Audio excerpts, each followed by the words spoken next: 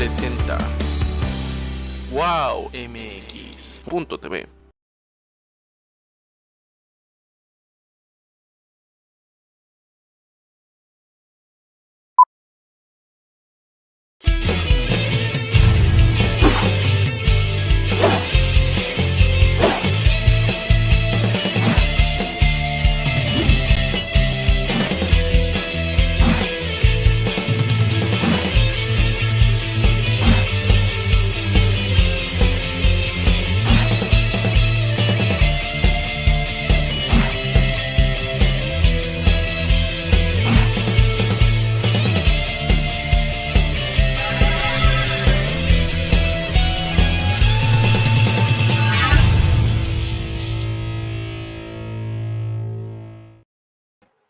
Hola, hola, amigos, amigas, bienvenidos una semana más a un programa más de La Disidencia. Bienvenidos sean todos ustedes. Los saludo con mucho gusto, Luis Berman.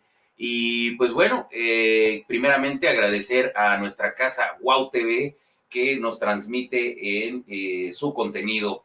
Y también no olvidemos saludar a todas las demás redes, a todas las demás plataformas que también reproducen este programa, como es Alterno 180, RIT TV, que también son nuestras casas, y a todas las demás plataformas que han hecho comunidad y que cada vez hacen que esto crezca y que sea, que llegue a más personas, como precisamente La Parrilla con nuestro buen hermano y amigo Poncho Vidales, que ya le estaremos saludando, a toda la gente que se acerca por parte de La Otra Opinión con Ricardo Alemán, Las 500 Noches con Amado Avendaño, la revista Etcétera de Marco Levario Turcot, mucha gente que llega por allá también, por supuesto a la gente de Atypical TV de Carlos Alarraqui, y en fin, de todas las redes que hacen favor de vernos, y toda la comunidad que llega aquí a compartir también, por lo que les recuerdo que es muy importante que se suscriban, que le den like, que presionen la campanita para que estén al pendiente de cuando subimos nuevo material, y pues en sus redes compartan este programa para el algoritmo de YouTube.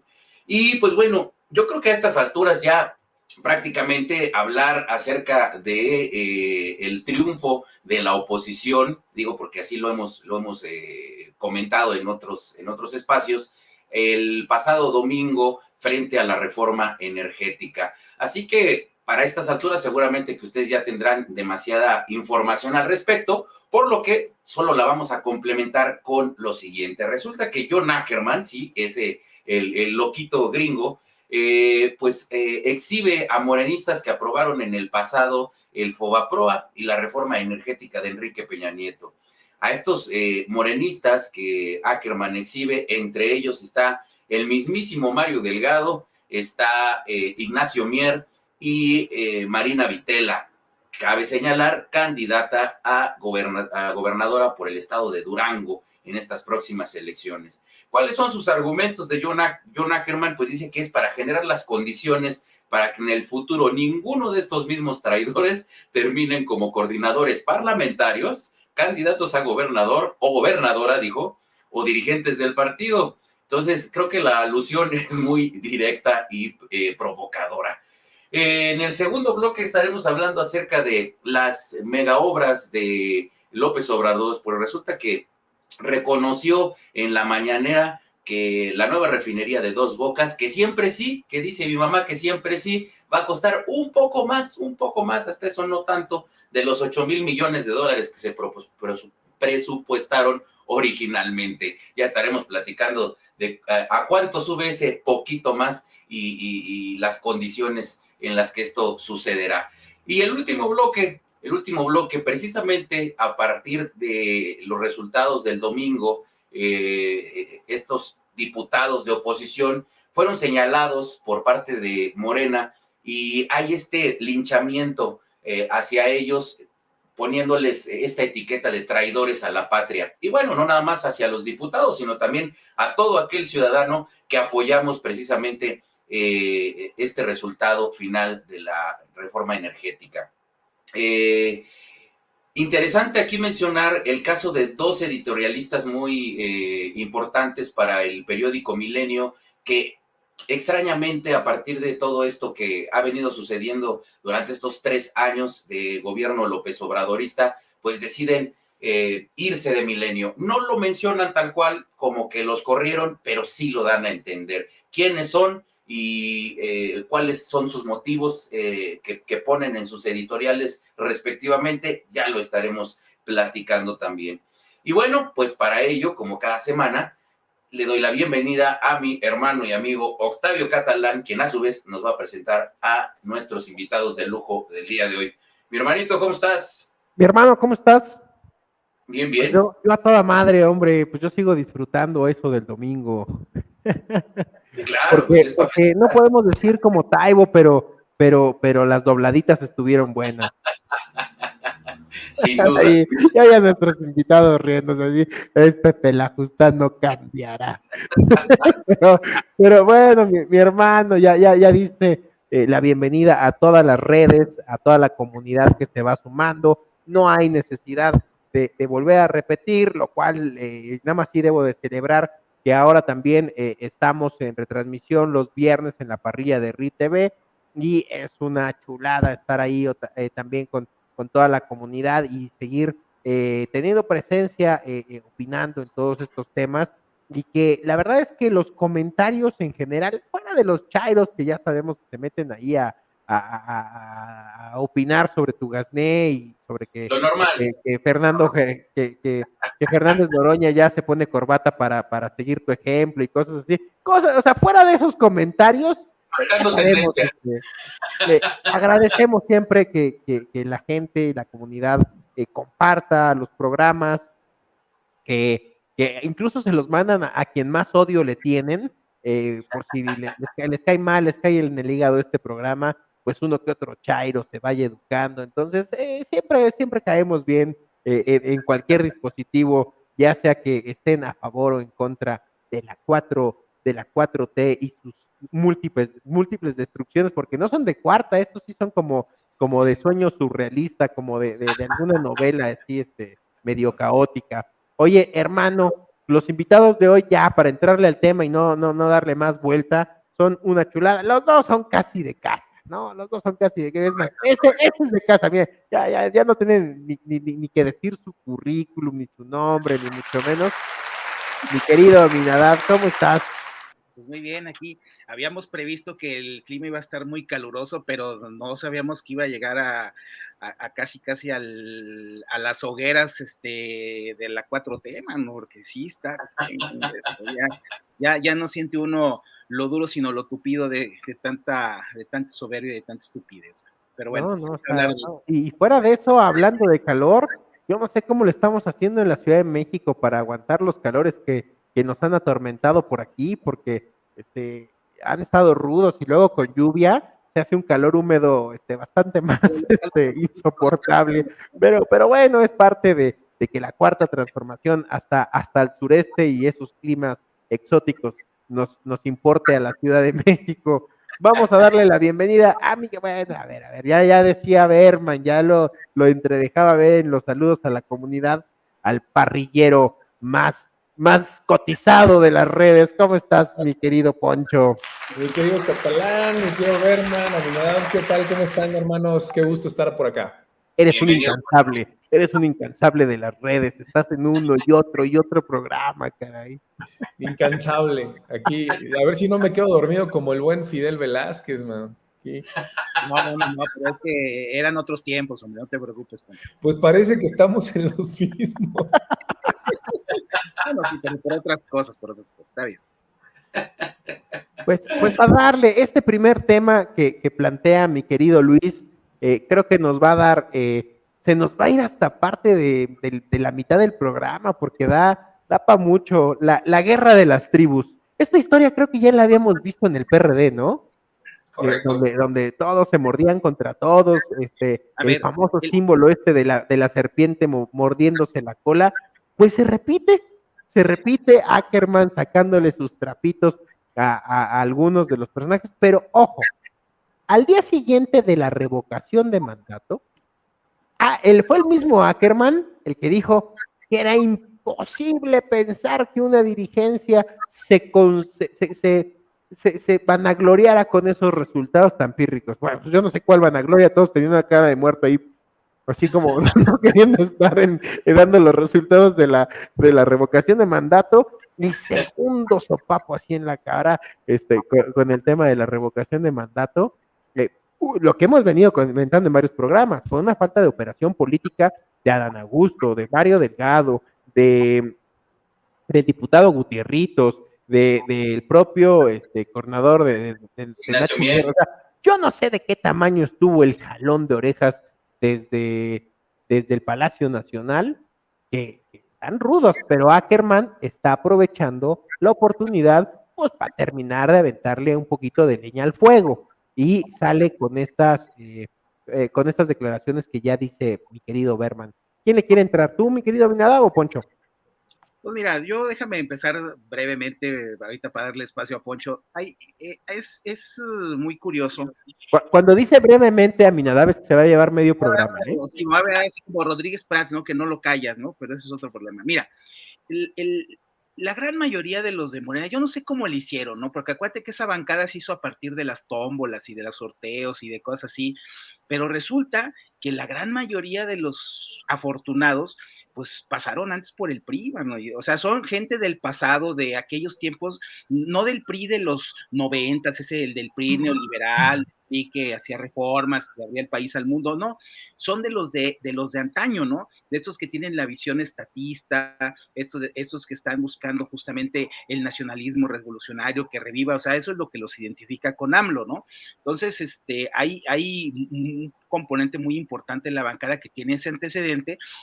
Y como John Ackerman, que de alguna forma pues también formó parte de ese mismo conglomerado, pero pues ya está apestado. Yo, por ejemplo, estas declaraciones no sé de cuál de todas sus casas las haya lanzado, ¿no? Porque a veces que tiene muchas posibilidades al respecto. Entonces, él sí no es de la misma clase que la mayoría de la bancada.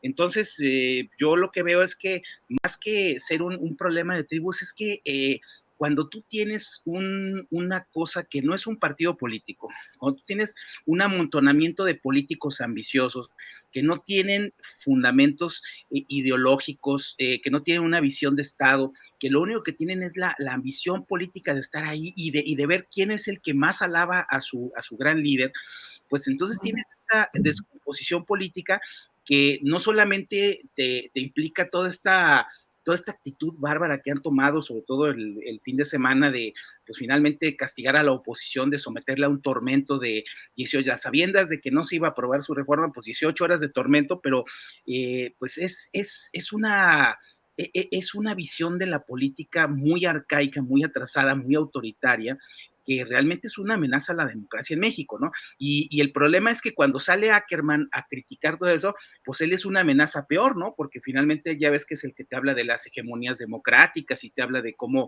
se tiene que construir el sometimiento de la gente a la nueva visión de la 4T. Entonces, lo que necesitamos ser los mexicanos es sacudirnos de eso. No sé tú cómo lo veas, Poncho. Pero, ¿no? Híjole, bueno, primero muchas gracias por la invitación aquí a la disidencia. Interesante el punto de vista, pero a ver, yo empezaría analizando quién diablos es Ackerman, ¿no? O sea, quién es este personaje. Primero, para que lo sepa la gente, o sea, es alguien que nació en Estados Unidos, o sea, es estadounidense, nació en Filadelfia, tuvo sus estudios en Estados Unidos, después se vino a estudiar a México, por supuesto, estudió en la UNAM, pero tiene certificaciones, estudios, posgrados, cátedras en Francia, en Estados Unidos, en el Reino Unido. Y recordemos, o sea, que curiosamente es discípulo de quien dice que quien estudia en el extranjero, pues es fundamentalmente malo, ¿no? Es discípulo de quien dice que la austeridad es el camino cuando, pues, no solamente Houston, sino sus 60 propiedades, 60 millones de razones que tiene Ackerman sin declarar de dónde vienen, pierde toda credibilidad y todo piso. Alguien que cita en el 2018 y que pone que si el triunfo de López Obrador no es validado, habrá chingadazos. Es el personaje que está casado con Irmeréndira Sandoval, o que es su pareja, que a final de cuentas forma parte del gabinete y que casualmente hoy también se suma a defender las posturas de John Ackerman. Entonces, yo creo que a partir de ahí empecemos a entrarle al debate, ¿no? Porque, digo, Mira, Poncho, pero es que tiene algo de razón Ackerman cuando dice, a ver, el componente de la bancada y de los dirigentes de las bancadas, todo eso, oye, no solamente en la Cámara de Diputados, ¿no? Pues Ricardo Monreal, pues claro que había sido de los más rabiosos priistas. Tú recuerdas que en el 97 él como priista quería impedir que la oposición, que había ganado por primera vez en la historia la mayoría en la Cámara de Diputados, se instalara. Él era de los que se dedicaba a hacer ataques deleznables contra el PRD porque eran perredistas, que tocó las puertas del PAN para que le dieran chance de ser candidato a gobernador de Zacatecas y después se fue por el PRD, y es un político que finalmente ha vivido justamente de estas mutaciones, ¿no? O sea, de estar siendo un oportunista, y el problema es que esto de Ackerman lo leo en primer lugar, de que sí está poniendo el dedo en algo que la gente no se fija. O sea, es una clase política reciclada, es una clase política sin arraigo, sin identidad propia, sin proyecto. Lo único que quieren es acercarse al poder para mantenerse en él. No están haciendo nada por el país, están haciendo todo por quedarse. Entonces, ahí yo sí quiero subrayar eso, porque, pues sí, es claro que Ackerman, oye, pues basta leer lo que publicaba en Proceso, los libros que publicaba en la UNAM, con los que hemos escrito libros, que tenemos que financiarlos. Oye, no es lo mismo a que te los patrocinen, a que tengas ediciones así de lujo, presentaciones de lujo y eso, pero justamente para hablarnos de un país que no es el país real, ¿no? Porque él es de los que manipula cifras y manipula argumentos y es dogmático, o sea, con nada de lo que sería un verdadero académico, ¿no? Si ese fuera el caso. Entonces, pero yo sí quiero destacar eso, porque luego todo esto de lo que te habla es de que el país está en manos del caos. O sea, porque eso que él declara y de que él expone como la realidad de los grupos parlamentarios de Morena, pues es la realidad dentro del partido, dentro del Congreso, dentro del gobierno, y entonces nosotros somos los que estamos, los mexicanos, en medio de todas estas intrigas, de todas estas envidias, de todos estos intereses, ni siquiera confesados, ¿no? Dentro de los cuales está también los del propio Ackerman, ¿no? Que finalmente, pues es como es el fifí de la chairada, ¿no? Entonces, yo creo que hay muchos, ¿no? O sea, ya si entramos en ese tema, bueno, ahí tienes a Bartlett, ¿no? Ahí tienes a cuánto santo redentor ha estado impoluto ahora en la comunicación. Pero mira, esto no es más que la consecuencia de lo que nace mal, se desarrolla peor y termina muy mal, ¿no? Porque hace unos meses eran amiguitos, todos iban de la mano, sí, vamos con López Obrador, y nada más alguien le da unas cachetadas y lo ponen en exhibición y le sacan sus trapitos y dicen, oye, ¿cómo permitiste esto? ¿Por qué no me defendiste? ¿Por qué me corriste? ¿Por qué me sacaste si yo tenía prácticamente el control de lo que se publicaba? Y bueno, es que también pues, se generan enemigos internos, pero lo curioso es que exhibe pues al dirigente de Morena, ¿no? Que por ahí le da su rebanón, y a la candidata al gobierno, o sea, por favor. Sí, a ver, es la prueba. Mira, es que cuando hay un pleito entre las mafias, pues obviamente se despedazan, ¿eh? Ahí no hay consideración. O sea, así es como acaban, en este caso, una mafia política que, Sí. insisto, no tiene altura de miras, digo, perdón que use esto, ¿no? O podríamos decirlo buena fe. O sea, a ver, algún objetivo de orden superior por el país que podría justificar que se forme un movimiento político que busque cambiar la política, o sea, todas esas cosas que se decían en el discurso de Morena y que vemos que no son ciertas.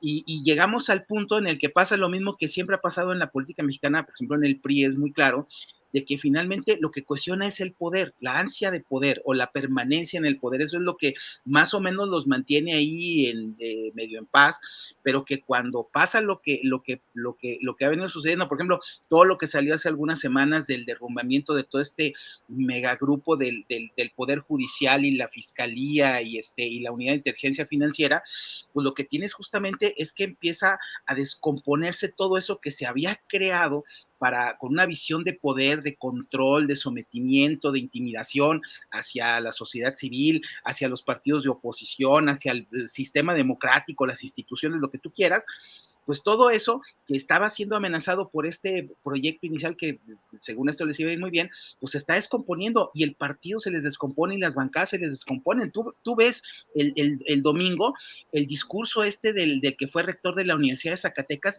que le dieron un discurso escrito para que fuera a injuriar y no estaba a gusto lo que estaba haciendo.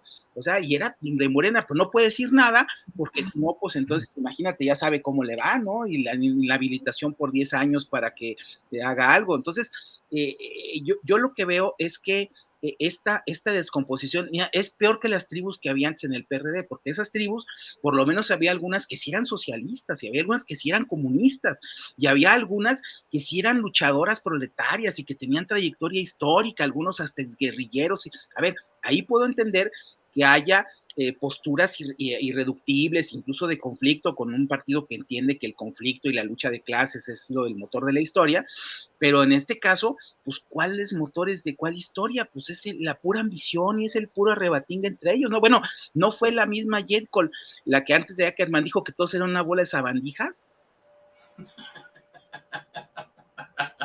¿O no? Digo, miéntame, ya fue. No, ninguno de los de la oposición les hemos dicho así. Tú no has entendido que si es una lucha de clases, mi querido Aminadab, porque no es lo mismo ser subsecretario, director o secretario o presidente del partido, que hay un pinchurriento diputado de Morena, cabrón, no, hay clases, Pero se están disputando las mismas.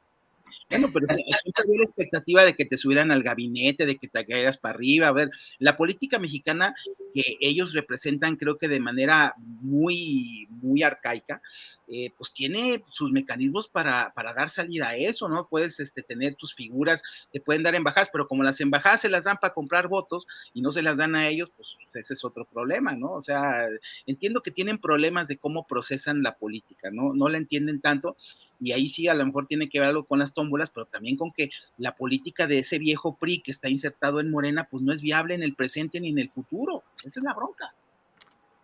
Así es. Ay, dices tantas verdades tan rápido que no es digerible para nuestra audiencia, mi querido Aminadab. Tienes que irlas soltando poquito a poquito. Me voy a beber un whisky para poder estar más relajado y más tranquilo en estos casos. Oye, tenemos que, para equilibrar el programa y que nuestro productor no nos diga una grosería, tenemos que hacer un corte, mi querido Aminadab. Así es, mi querido Poncho. Así que vamos a ir a un corte rapidísimo a toda nuestra audiencia, así que ya estamos de vuelta aquí en La Disidencia, donde siempre dejamos que hable la libertad. Ya volvemos en cuestión de nada.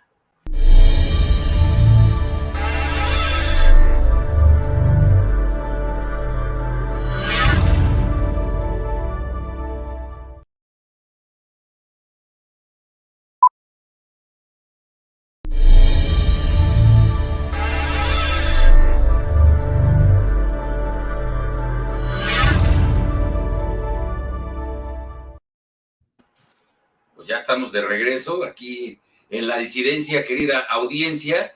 Y pues bueno, ahí ustedes recuerden que esperamos sus comentarios, qué opinan al respecto de lo que estamos comentando aquí. Y pues bueno, ya decía Aminadab que yo lo resumiría como que hay lucha de clases y clases de lucha. Así que ya nos comentarán aquí en la caja de comentarios y ya lo estaremos leyendo. Y bueno, el segundo tema que tenemos es... decíamos que López Obrador por fin reconoce en la mañanera que Dos Bocas, la refinería Dos Bocas, va a costar un poquito más, o sea, dijo nada más un poco más, se le salió de presupuesto. Originalmente eran 8,000 millones de dólares que se presupuestaron y resulta que hoy el presupuesto ha llegado pues bastante más alto, diría yo. Yo no sé cuál es el rango donde él puede medir si es poco o es mucho, pero a mí se me hace un chingo. No sé ustedes qué piensen. Bueno, ¿Qué le quiere entrar? Nimiedades, hombre, es presupuesto. A ver, recuerda esa tabla de cuando te gastas tu dinero en ti mismo, tu dinero en otro, el dinero de los otros en ti mismo y el dinero de los otros en otros, cabrón. En ese último supuesto, todo relativo. puedes, chingado. Todo relativo. ¿Sí? Mira, mira, oficialmente dice el presidente que de esos 8,000 millones de dólares va a costar poquitito, 3,600 millones más, según esto, ¿no? Yo lo pondría como cifras preliminares, ¿no? Eso es un 40% más, según lo que decide el propio presidente. Como todas las cuentas que nos ha presentado en el sexenio no han sido muy claras, pues yo tomaría con reserva le he dicho el presidente en cuanto a la cifra de 3,600 millones de dólares más, ¿no? Que eso más o menos es también, anda en las cifras parecidas a lo del aeropuerto, y además sabemos de que es una refinería pues que difícilmente refinará, ¿no? O sea, acaso se importará, a lo mejor si es que refina algo, no sabemos qué va a pasar ahí. Pero el problema es que a mí me recuerda mucho esto, lo que pasó cuando la crisis de López Portillo, ¿no? Tú recuerdas que en el 81 que se cayó el precio del petróleo y que vino la crisis. No, yo francamente no recuerdo. ¿Tú no recuerdas? Bueno, yo recuerdo algo todavía. Estás muy viejo, cabrón. Sí, ya las canas ya me delatan. Pero mira, en aquel tiempo yo recuerdo que la oposición de entonces, que era el PAN y la izquierda ya, reclamaban al Ejecutivo, decían, bueno, es que el problema es que ustedes, en primer lugar, ya habían presupuestado, en aquel tiempo se podía presupuestar déficits, ¿no? O sea, el gobierno había presupuestado en el 81 un 12% de déficit. Y sin embargo, cuando se presentó la cuenta pública en el 82, resulta que no fue el 12% de déficit, el déficit anduvo llegando por arriba del 18,5, casi al 19, ¿no? Entonces, tú decías, el presidente de la República, que es el que tenía que poner orden, pues ahí la oficina de la presidencia de la República, que tenía en ese tiempo 1,800 millones de pesos, se gastó 6,700, ¿no? Entonces, lo de la refinería de Dos Bocas, pues lo que diga el presidente, hasta que no salga la auditoría superior y nos dé las cifras reales de cuánto costó y de cuánto se fue el sobrecosto y que nos diga cuál es el costo adicional fiscal por las partes que tenga que financiarse no con recursos presupuestales, sino a lo mejor con deuda o con otro tipo de cosas, más aparte lo improductivo que son, a ver, se va a convertir en otro agujero negro como el aeropuerto, eso ya lo sabemos, pero el hecho de que haya reconocido que ya se le fue el gasto, y pues yo creo que sí es una de estos síntomas de que este gobierno nos va a llevar a un desastre y a una crisis al final del sexenio muy fuerte, y su única alternativa es la violencia que está utilizando, ¿no? Porque no va a poder parar el enojo, no va a poder parar la desilusión, no va a poder parar la mentira en la que se ha venido sustentando todo el tiempo, ¿no? Y falta el Tren Maya, ¿no? Que ahí está el otro problema, ¿no? Pero no sé ustedes cómo lo vean. Yo lo veo que nada es creíble de lo que diga este hombre. Claro. Poncho.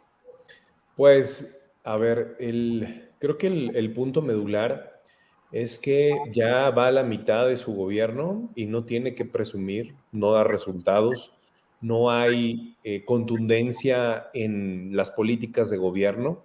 Al contrario, lo comentábamos hace unos momentos, el país está peor que nunca, temas de inflación, tema económico, temas de salud, ni se diga el tema de seguridad, ¿no? Masacres, que esos son los temas de los que deberíamos de estar hablando realmente. ¿Cómo le vamos a hacer frente a todos estos graves problemas que nos están, uno, retirando la inversión extranjera, porque hay que decirlo, ¿quién va a querer invertir en un país donde, uno, hay peligro en cuestión pues que te nacionalicen, ¿no? Que te quiten o que te expropien? Recordarán ese video de Hugo Chávez, que iba caminando junto con su gabinete y decía, ¡exprópiese! Y pasaba, ¡exprópiese!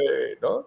Y por atrás, pues perfectamente todo el mundo feliz y aplaudiéndole como focas el que le quitaran el patrimonio pues a las personas, porque eran propiedades privadas, ¿no? Completa y absolutamente.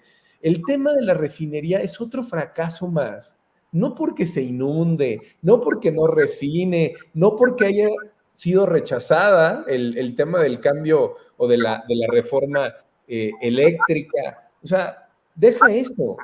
la conceptualización de crear 20,000 trabajos exclusivamente para tanta inversión, vamos, es que es un abuso, esa es una verdadera traición a la patria. Ahí es donde los ojos deberían de estar juzgados, ¿no? Si un parlamentario, que es su obligación, ejerce su derecho a poder disentir, pero si te autorizan, oye, que va a costar 3,000 millones más y le apruebas el presupuesto, ¿eso no es traición a la patria? Porque a final de cuentas es dinero de todas las mexicanas y los mexicanos. Eso se nos olvida. Pensamos que hay un árbol que da semillas de dinero de la 4T para que podamos gastar a lo animal. Pues ahí es donde tendríamos que estar viendo. Pero vuelvo a lo mismo.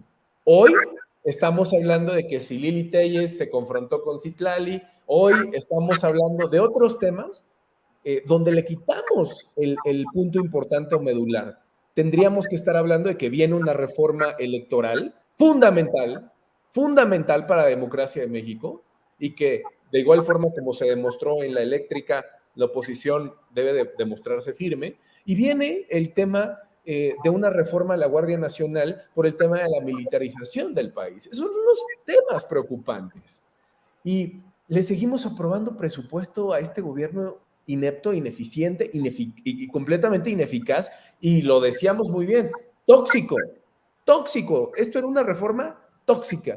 Entonces, por ningún lado. Ahí es donde tendríamos que estar utilizando estos términos de traidores a la patria y no de otra manera, ¿no? Claro. Muy de acuerdo, Poncho, pero a ver, hay una cosa que es importante comentar en este caso. Mira, la visión económica de esta gente, la economía política del poder, pues obviamente no es crear 20,000 empleos.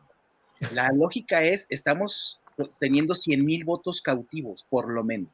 O sea, porque lo que está haciendo es, ese sindicato va a estar obviamente afiliado a Morena, obviamente toda la familia de los sindicalizados van a tener que votar por Morena, y entonces ellos están sumando votos, así como lo suman con los programas sociales de dádivas, así como lo suman con otro tipo de cosas, ¿no? Entonces, el problema de fondo es la visión. Mira, me voy a volver a... Oye, y lo corroboraron, ¿cuál fue el estado de mayor participación en la revocación? Por supuesto, Tabasco tenía que ser. Mira, pero voy al tema, mira. Es el más poblado de México, seguramente. Sí, no, mira, pero me voy a regresar, aunque a Catalán se le haga así difícil, a los 80s, porque eso era muy ilustrativo.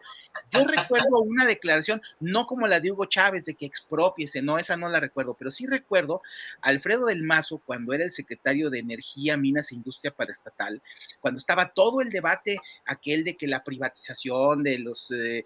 esa privatización a la que el gobierno mexicano fue obligado por el desastre económico de López Portillo, porque nadie se acuerda del dato de que Carlos Tello fue el que fue a firmar con el Fondo Monetario Internacional el cuaderno de cargos para que le dieran dinero al término de López Portillo, y ahí fue donde fue obligado a la política económica de las privatizaciones que hizo Miguel de la Madrid. O sea, a ver, nada más para que nos quede claro, pero aún en ese contexto, Del Mazo dijo, nunca vamos a pintar la línea que delimite lo que hacen los privados y lo que hace el gobierno.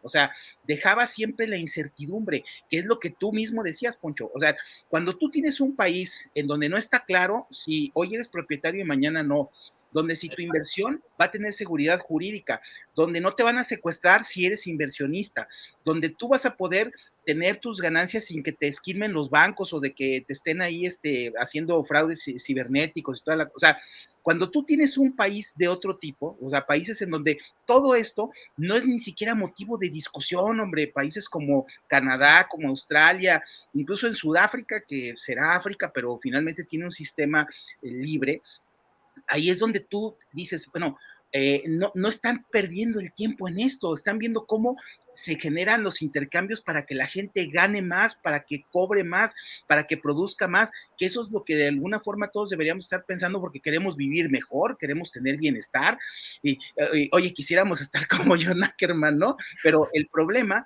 es que cuando tú tienes un sistema que está lucrando con la pobreza y que está construyendo pobres para que sean ¿cómo se llama? Los grupos corporativos que son las minas de votos del partido nuestro populista y que representa los valores de la nación y jajaja, pues ahí es donde tenemos el asunto de que este país no acaba de despegar, ¿no? Y es una lástima que durante los años de la transición, desde el 82 hasta el 2018, en lugar de habernos apurado para hacer estos cambios para que México fuera un país diferente, para que no tuviéramos que estar esperando que una paraestatal como Pemex, que es un barril sin fondo, siga siendo la esperanza, según esto de que México se desarrolle y de que crezca y lo que tú quieras. Oye, vamos a ver cambiar el país y el problema es que los políticos de ese tiempo, yo creo que es uno de los grandes errores de nuestra generación o de nuestras generaciones, es que siempre quedamos atrapados en los cambios a medias, quedamos atrapados en las reformas incompletas, en las que nunca llegaron a concretarse en plenitud para que México fuera una economía abierta y desarrollada. Siempre estuvimos queriendo conciliar la visión del futuro con las inercias del pasado, y por eso se mantuvo el estatismo vivo, y por eso ahora López Obrador lo está pudiendo revivir y está amenazando aparte la democracia, porque tiene otra visión, que es la visión de esos años, y por eso lo traigo a la mesa para que si en el 2024 vamos a dar un paso para salir de esto, ojalá que de veras lo demos decisivamente para que ya de una vez tomemos el camino correcto y no estemos empantanados con estas visiones que finalmente pues es populismo, es demagogia, pero también es caciquismo y también son intereses creados, economía de cuates, porque finalmente, a ver, esos 3,600 millones de dólares, ¿quién es el que los va a cobrar? ¿Cuál de las constructoras que está haciendo las obras es la gran beneficiaria de esos aumentos de precios, ¿no? ¿Con eso van a arreglar la línea 12, por ejemplo? Pregunto. No, pues ya ves que todos los gastos están reservados, nadie puede ver en qué se gastó y quién cobró. Hay que tomar fotos de las... Claro, es claro que es seguridad nacional, ¿no? Exacto. ¿Por qué habrían de decirlo? No. Deberíamos de hacer un estudio de política comparada a ver si en Arabia Saudita o en algún otro país de esos, las construcciones de las instalaciones petroleras son de seguridad nacional, o sea, lo que es la obra en sí. Yo entiendo que la operación sí, y la actividad económica sí, ¿no? Pero, oye, construir una refinería con tantas constructoras que hay, además con todos los acuerdos internacionales de que ahora las licitaciones tienen que ser internacionales y que puede haber actores de todos los países, bueno, pues habrá que verlo, ¿no? No dudes que en algunos meses tengan la ocurrencia de hacer de seguridad nacional también la producción, ¿no? No, que no tengamos que saber para resguardar los intereses de este país cuántos barriles produce cada uno de estos bodrios. Bueno, a ver, la Comisión Federal de Electricidad sigue siendo, todavía en los tiempos del neoliberalismo, era la empresa más grande del mundo que no publicaba estados financieros, y eso era un problema con el sindicato de la Comisión Federal. O sea, imagínate ahora ahora con Bartlett, pues ¿cuándo van a presentar estados financieros? Aunque Aleida Davés diga, es que no se imponen una pérdida de 400 mil millones al año, que no sé qué, que lo provoca, perdóname, Aminadab, pero eres una persona con un enfoque neoliberal que no entiende lo que es este tipo de empresas de clase mundial. Son cerradas, ¿no? Porque quieres transparencia. No, estás mal. Yo por eso. Como estás mal, nos tenemos que ir a un corte. Si no entramos al siguiente tema. Yo nada más este bloque me recuerda mucho a aquella escena de La Ley de Herodes cuando el personaje de Damián Alcázar dice, Varguitas, dice, por fin llegó la justicia, la justicia social y la tecnología, ¿no? Algo así dice. Y empiezan a levantar la justicia social. Desarrollo y la justicia social, y levantan los postes de luz y empiezan a aplaudir de que ya están parados y de pronto, madres, güey, se caen. Eso está buenísimo. Pero es como el símil de vamos a hacer una refinería, se nos inundó. Madres, güey, ¿no? En fin, pues bueno, ya estamos de vuelta aquí en La Disidencia, amigos, amigas, ya volvemos y no se despeguen.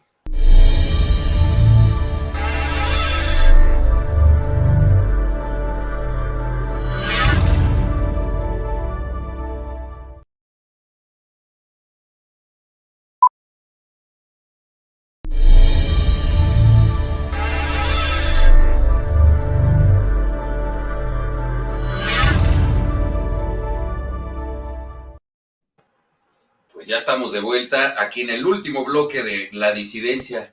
Y pues resulta que no nada más los diputados, sino todos los que estamos en contra de este bodrio de la reforma energética de López Obrador somos traidores a la patria.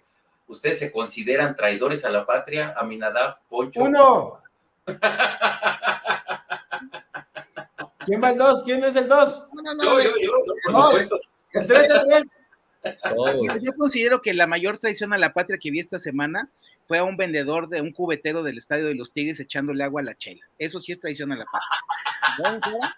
Yo siempre lo he dicho, con la chela no, cabrón, hashtag con la chela no. Eso. ¿Y sabes qué triste es tener que beber mi chela en esto porque Grupo Modelo no nos quiere patrocinar? Chinga, patrocínenos, pónganse las pilas, muchachos. Pero a ver, va a llegar el día en que maten a un diputado o maten a un dirigente. No invoques a los dioses de la violencia, hermano. A ver, la violencia la está promoviendo el presidente. Oye, si están diciendo eso, si están los voceros diciendo, oye, son traidores a la patria, oye, recuerda cómo empezó el sexenio. ¿Tú recuerdas? El 2 de octubre, el presidente en la mañanera con su playera diciendo 2 de octubre no se olvida, ¿no? Oye, licencia para que ahora le hagan los desmanes que quieran. Entonces, si ahora desde el propio poder se promueve esto, pues entonces dices, caray, ¿no? O sea, ¿qué va a pasar cuando haya realmente un muerto? ¿Van a aplaudir? Oye, y además la incongruencia, ¿no? La incongruencia, no sé si recuerdan hace unos meses cuando estuvo ahí circulando en redes una supuesta lista que aparentemente había empezado Claudio X González de que pusiera nombre y apellido de todos los morenistas, ¿no? Que se hicieran una lista, que de hecho ese fue el hashtag, si no mal recuerdo, y todos los morenistas lo calificaban como un acto autoritario, fascista, y ya sabes, ¿no? Y hoy están haciendo exactamente lo mismo y peor. O sea, ya ves que habían hecho una página, un espacio en internet donde estaban poniendo los nombres y las fotos incluso de los diputados, ¿no? Etcétera. Entonces, nomás faltaba que dijeran se busca vivo o muerto, ¿no? Bueno, más autoritario y fascista que eso, no sé. Ellos empezaron con la BOA, ¿te acuerdas cuando la BOA, no? Que el cuento de que es la BOA. Claro. Era la lista de todos esos malvados del PRI, del PAN y de la sociedad civil. No, pero al menos hasta ahí eran organizaciones, ¿no? Todas estas organizaciones son la BOA. La BOA. Pero ahorita ya es nombre y apellido. Bueno, por eso, a ver, aquí es justamente, él votó, a ver, fue lo que le hicieron a Ricardo Anaya. A ver, a Ricardo Anaya, cuando este asunto que lo tiene fuera del país, es justamente cuando la fiscalía, cuando el señor Gertz nos dijo, a ver, la acusación es haber recibido dinero por haber votado la reforma energética. Entonces resulta que si tú crees en la libre empresa, entonces eres un delincuente, ¿no? O sea, y te hacen proceso y estás casi exiliado por eso. Entonces, así empieza. Entonces, ahora ya la gente común y corriente de todos los estratos sociales. Espérame. Aquí le tengo que hacer una broma clara. Poncho, espérate. Entonces, mi querido Poncho, cuidando que no vaya a haber procesos como el de Anaya, ¿votaron a favor la de litio? No es cierto, no eres. No, aquí a final de cuentas creo que de lo que se trata es de cuál es la realidad que ve el presidente, ¿no? Porque cada vez está más desquiciado, me queda claro que tiene un problema emocional tremendo y sobre todo que para él la realidad es que la patria es él. La patria es él y sus correligionarios. Esa es la patria que él quiere ver. La patria es la CFE, la patria es Pemex. Y eso es lo que, o sea, con base en esos argumentos, y si esa es la visión sesgada y te dicen traidor a la patria, bueno, hasta te lo pones como una flor y como un orgullo, porque claro, no puedes estar a favor de, solventar algo completamente del pasado, de regresión a los 70s, de desviación en límites de crecimiento, ¿no? Ahí sí, por supuesto que somos traidores a la patria. El tema es que se está prostituyendo este término que realmente debería ser tomado con mucho cuidado y se está tomando completamente a la ligereza, porque hay que tomarlo que la patria somos todas y somos todos, y que se vale disentir y se vale tener otras opiniones. Ahí es donde sale la riqueza del debate. Para eso son parlamentarios, o para eso también son funcionarios, o para eso están al frente de una institución. Oye, Pero como esta intervención, Poncho empezó diciendo y le preguntaba sobre el litio y empieza hablando de los problemas mentales del presidente. Ayer nos hacía en la audiencia en Cena de Grillos. El tema no era el litio. Un comentario. Espérame, Poncho. El tema era la traición a la patria. Espérame, nos decía una persona en Cena de Grillos, en un comentario, que el litio se ocupa también para tratar algunos problemas mentales. Entonces dije, cabrón, entonces a lo mejor votaron esta reforma pues para que el presidente tenga sus chochos, cabrón, y pueda mira, a ver, déjame decirte dos cosas. Yo hubo un momento en el que le sugerí a algunos amigos míos en la Cámara de Diputados que votaran a favor, como lo hizo Movimiento Ciudadano, el tema del litio. ¿Por qué? Porque originalmente ya sabemos que no tenía mucho sentido la iniciativa, porque pues eso ya es una propiedad de la nación desde que Carranza estableció el 27 constitucional. A ver, punto número 1. Punto número 2, si después de la guamisa que le arrimamos el domingo, frenándole su reforma energética, eléctrica, le hubiéramos aprobado esa de litio, pero toda la oposición así por unanimidad, lo hubiéramos dejado sin nada que decir. O sea, yo siento que se perdió ahí una oportunidad histórica por parte de la oposición. O sea, como bien dicen los manualitos de poder, que el momento de mayor peligro es cuando tienes tu triunfo. Yo lo hubiera puesto en consideración, y cuando un ciudadano lo hizo, por ahí le mandé yo a alguien, oye, fíjate que estos cuates creo que tomaron una decisión muy particular de la perspectiva de MC, pero que era válida, y a mí me parecía válida. Pero bueno, volviendo al tema original, que es el linchamiento, a ver, para empezar, en un país donde hay división de poderes, existe aquí en México un artículo constitucional que establece que los legisladores son inviolables en su voz y en su voto por lo que hacen. Y eso responde a un hecho histórico, que fue cuando Victoriano Huerta le cortó la lengua a Belisario Domínguez y lo asesinó por haber hecho el discurso diciéndole que era un usurpador. A ver, es como la no reelección. A ver, hay antecedentes históricos, y este país ha sufrido de muertes, ha sufrido de momentos de represión, de momentos de persecución política, de autoritarismo, y por eso es por lo que se ha venido construyendo este orden. Y justamente eso es lo que quiere quebrantar, porque casi nos quiere llevar, deja tú a lo que fueron las etapas aquellas de los ajusticiamientos de los generales revolucionarios, que es a lo mejor lo que quisiera el presidente. Casi nos va a llevar, oye, a la cacería de brujas, nos va a llevar a las épocas así de la Inquisición, de cosas así que son verdaderamente intolerables dentro de una sociedad que quiere ser moderna, de una sociedad que ya por lo menos ya tiene casi tercero de secundaria de nivel educativo, que es un país que está en muchos sentidos abierto al mundo, y resulta que este cuate nos mantiene en una visión así como pueblerina, y hace que además lo siga, ¿no? Y tú recuerda, aquí en la Ciudad de México, cuando era jefe de gobierno, linchaban a gente en Tláhuac, ¿y qué decía? Decía, no, es que con las costumbres del pueblo no hay que meternos, ¿no?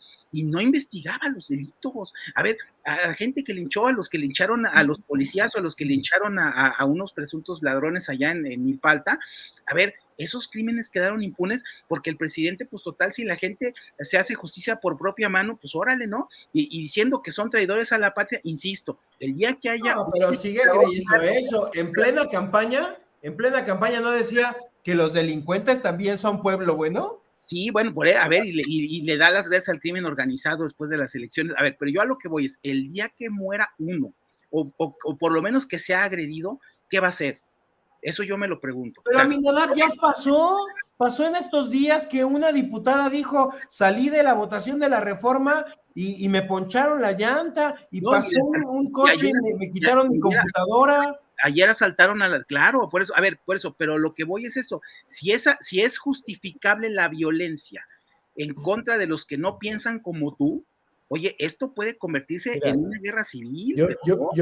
Yo creo que más allá de una guerra civil, la responsabilidad como legisladores es fundamental, ¿no? porque recordemos qué pasó en el Capitolio con Trump, una declaración irresponsable y terminó todo incendiado en minutos y después ya no supo y se desentendió de sus palabras, ¿no? Y al final los llamó a la concordia. Entonces, imagínate, ya hemos tenido irrupciones en la Cámara, con caballos, ya se le ha prendido fuego, o sea, vamos, no es que no se haya mancillado el recinto parlamentario, el problema es que un diputado o diputada se anulen a sí mismos y se restrinjan el derecho de poder hablar o de poderse manifestar, porque es lo que le decía Catalán, retomando lo del tema de la votación del litio, decir, bueno, ¿qué ganas con salirte del recinto cuando tu obligación es ser parlamentario? Y dices, bueno, se gana mucho más afuera que adentro. No, tu deber es cumplir con tu mandato constitucional. Y si la votas a favor o si la votas en contra, es la consecuencia de los actos. Pero bien dices, Aminada, o sea, a final de cuentas, ya estaba dado, ya está consensuado. Era una victoria simplemente como para que no le supiera el bittersweet, ¿no? O sea, el agridulce. Por eso la hicimos fast track, por eso no hubo diagnóstico, por eso no se invitó a la sociedad civil a debatir, pues es simplemente un apapacho y que esto siga. Vuelvo a lo mismo, deberíamos de estar hablando reforma electoral, reforma de la Guardia Nacional. Ahí es donde viene realmente la configuración del nuevo México al que nos vamos a enfrentar. Como oposición, ojo, como oposición. Pues mira, yo lo que digo es, mira, no es el tema, pero ciertamente pues está el riesgo de que, por ejemplo, no haya una renovación del Consejo del INE, hay esa posibilidad de que ni siquiera se puedan poner de acuerdo, hay la posibilidad de que le cancelen el presupuesto al INE, porque si la revocación del mandato se puede hacer con 50,000 casillas, pues que el 2024 se elija nada más para que no haya tantos votos, ¿no? Para que no se vaya a desbordar la gente en contra de nosotros, ¿no? Entonces, a ver, si todo es una... No les des ideas, Aminada. No, si no les doy ideas. El problema es que ellos ya lo pensaron. A ver, todos los cálculos perversos sí los hacen, pero el problema, Poncho, es que, mira, sí es muy delicado, y yo creo que por eso es por lo que este tema lo estamos tratando, es porque justamente es una regresión. Fíjate, tanto trabajo que nos costó en México ir construyendo el diálogo, ir construyendo los espacios de consenso, podernos hablar y decirnos las cosas, poder procesarlo en un debate parlamentario. O sea, justamente fueron décadas yo que he estudiado lo que fue el parlamentarismo del siglo pasado, de los tiempos de la congeladora y de los tiempos del mayoriteo y todo aquello, a lo que teníamos ya en los últimos años. Claro que puede haber excesos de que los cartelones y las máscaras de puerco y lo que tú quieras, pero sin embargo, el ambiente mucho más plural, mucho más democrático, donde estaban todas las voces, y puede ser complicado. Y yo, por ejemplo, no tanto, no por estar en desacuerdo contigo, pero yo sí creo que dentro de las alternativas de la democracia, sí está salirse, sí está abstenerse en un proceso tramposo como el que fue hace 2 semanas. O sea, todo eso se vale. O sea, muchas veces en la historia de México, el propio PAN discutía su abstención o su participación en las elecciones porque no ibas a legitimar un régimen autoritario. Bueno, afortunadamente esa etapa ya se había superado y hoy que está regresando, pues tenemos que volver a hacer... Pero ya eres un poder constituido, pero, dijeras, bueno, apenas vamos a estar constituyendo y es una farsa, pero ya te votaron, ya a final de cuentas representas la voz de un sector de la población, vota en contra. Vamos, a ver, yo ya dije lo que pensaba al respecto, insisto, me parece respetable la posición de MC que tomó. Yo incluso insisto que sugería algo parecido. Sin embargo, también es válido que de repente, oye, si te están insultando, están haciendo todo eso, como lo que se vivió ¿cómo se llama? El domingo, pues claro que llega un momento en el que ahora para que no me insultes, me salgo y entonces te va a doler más que no te legitime tu ley, porque finalmente una de las cosas que quiere ese poder también es esa legitimación. Pero bueno. Yo haría una pausa y tenemos que concluir el programa por tiempo, pero la audiencia es importante que sepa que esta última parte de la plática surgió porque previo a que entráramos al estudio, veníamos con una plática con Poncho donde le decía que me pareció sano que la oposición se saliera, no en la lógica de no ejercer su obligación como parlamentarios. Yo le decía a Poncho, en el deber ser y en el ideal, tienes toda la razón, Poncho, pero en la práctica, no, cuando ya sabes que no va a haber debate legislativo, que no le van a mover una coma, que vas a ser nada más un legitimador de estas estupideces, no tiene caso meter 50, 100 o 1,700 reservas, como en el caso del presupuesto, porque va a ser gritar contra la pared.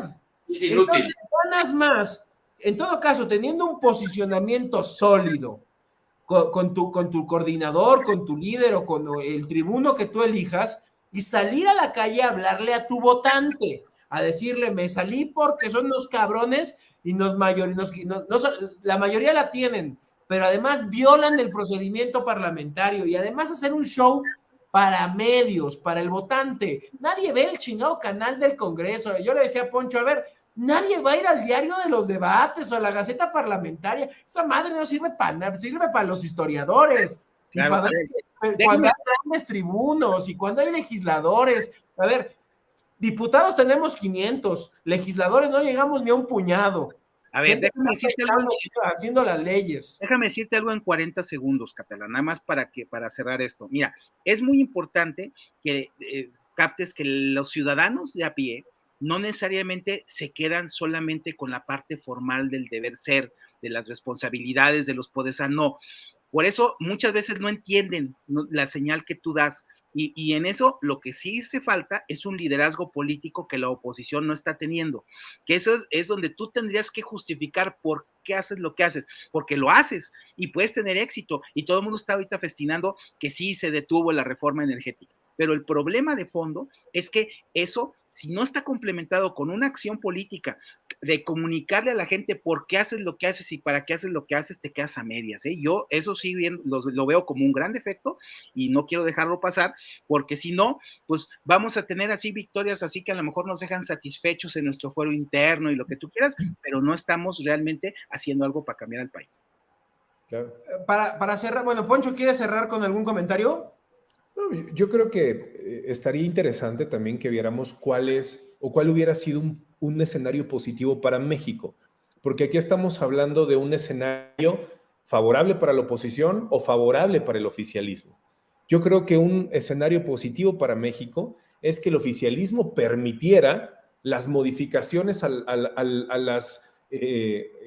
digamos que a la argumentación fundamental, que era el tema de las concesiones, el tema de violar los contratos y de violar los tratados internacionales, y sobre todo el tema de pues las energías limpias, de dejarlas completamente a un lado y de tratar de compensar más allá del tema de monopolizar y descentralizar el poder, de poner controles a las empresas para que también pudieran incentivar la competitividad. Pero como viene una orden y como literal, como sabuesos, ninguna coma se le mueve al texto y no hay manera de conciliar, pues no puede existir este cuarto escenario donde sirva el parlamentarismo y donde lo que diga la oposición sea considerado y sea contemplado para fortalecer una ley o para fortalecer algo que nos va a regir a todas las mexicanas y mexicanos.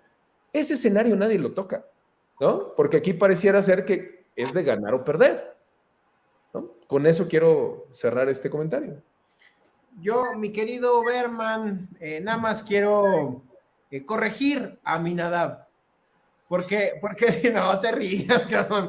Porque mira, dice que no hay líderes en la oposición. No, hay un líder tan bueno que hasta cree que puede ser presidente de la República, y el otro líder es tan bueno que le va a atinar. En una de esas nada más gana una de 6 gobernaturas. Entonces, no, tiene líderes de precisión tan cabrón. Yo no sé por qué dice que no hay liderazgos, mi querido hermano. No coincido con Aminadab. Gracias por darme la razón. ¿Qué más queremos? Un saludo a toda la audiencia que nos ve, y yo por mi parte me despido. Gracias, Aminadab, gracias, Poncho.